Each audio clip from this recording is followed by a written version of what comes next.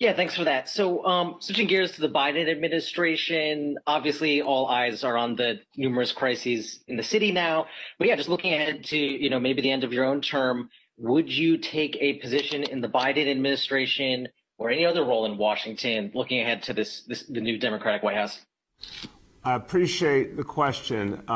Look, I've got 14 more months of work to do, and I can't tell you what it's been like. These last 8 months have been all encompassing, like every hour, every day, and that's where I'm going to keep my focus, is getting us out of this crisis and getting this city on with its recovery, and we will recover. I don't have a doubt in my mind. And the fact that there is a Biden administration is going to help us to speed up our recovery. So I will be right here until December 31st, 2021, and then, I'm certain the future will take care of itself. We have time for two more. First up is Gersh from Streets Blog. Hello, Mr. Mayor and everyone on the call. Happy Monday.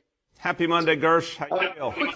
Thank you. Question for you, Mr. Mayor, to start. Over the weekend, Councilmember Brad Lander proposed transferring responsibility for crash investigation from the NYPD to the DOT because, as Lander argued, citing a lot of evidence, the NYPD very rarely holds criminal drivers accountable anyway, and its crash investigations do not lead to changes in road design by the DOT anyway.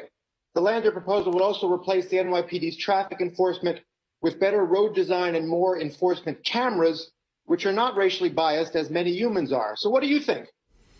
Well, I haven't seen the details of the proposal. I'd say a couple of things. One, I want to see more and better prosecution of motorists who harm or kill pedestrians, bicyclists, or other motorists. This is something, Gersh, we talked about for a long time. There's been progress on those laws, both in the city and in Albany, but there needs to be more. I still think there's a bias in the American legal system for the motorist in a way that does not value human life enough. And we need to make continued reform on that front.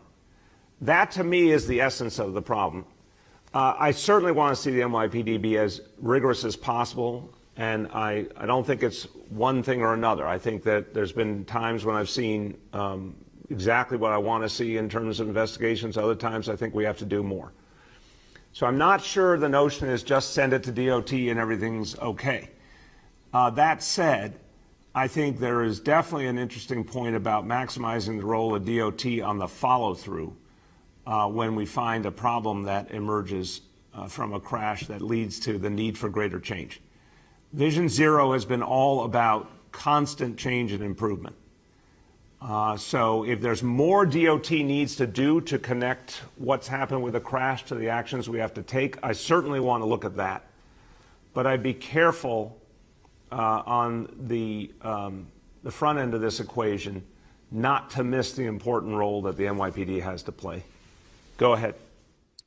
Okay, but just to follow up on that, you're definitely right about the bias in the legal system, but your collision investigation squad only investigates about 250 crashes a year when there are, in fact, thousands of serious crashes per year, meaning so few crashes are even investigated. So would you at least commit to expanding the NYPD collision investigation squad so it can inform DOT decisions?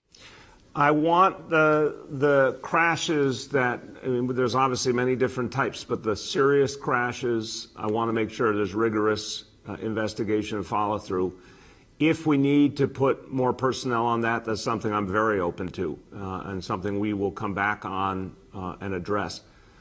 But I want to be clear, again, I think part of the issue you're raising is an important issue. I want a very muscular approach by law enforcement to addressing when someone has recklessly harmed another human being. So that's where, to me, taking the NYPD out of the equation actually is counterproductive. Making sure there are enough investigations and rigorous enough investigations and tough enough follow-through by the NYPD and by prosecutors, by the way, is essential.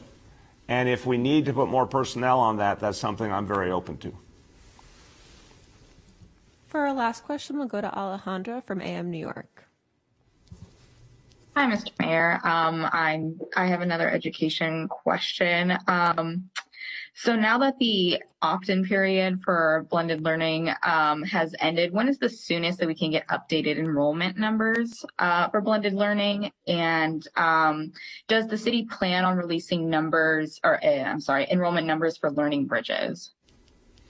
On the first point, and the chancellor can jump in here, obviously we want to get those numbers out on the opt-ins quickly. I think it'll take at least a few days to make sure we have the final count right.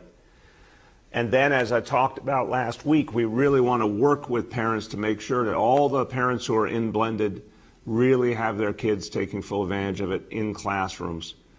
And then on learning bridges, we've seen, so far steady uptake in it, not the numbers we were expecting.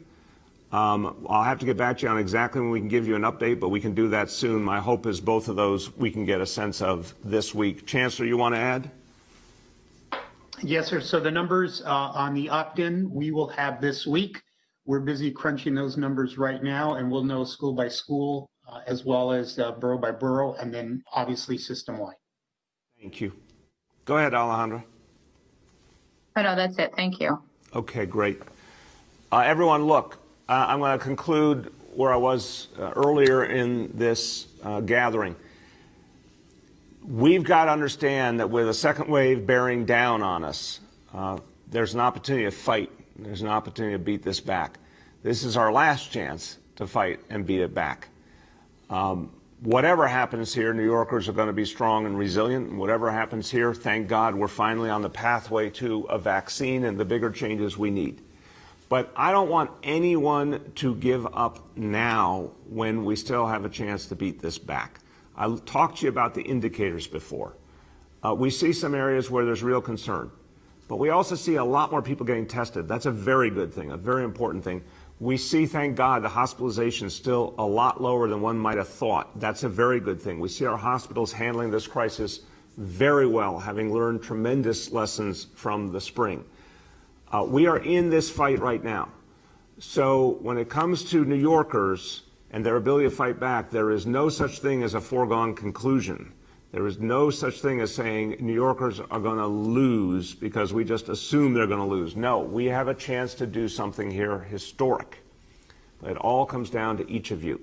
And I think we understand that every individual action matters. We probably understand it in New York City better than anywhere else in the country.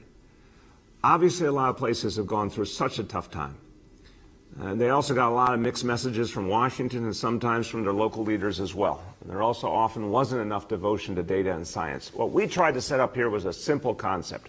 We're going to show you the numbers all the time. We're going to treat you like the adults you are and respect your intelligence and say, here's what's really happening. Now it's your time to act on this information. And New Yorkers have done it.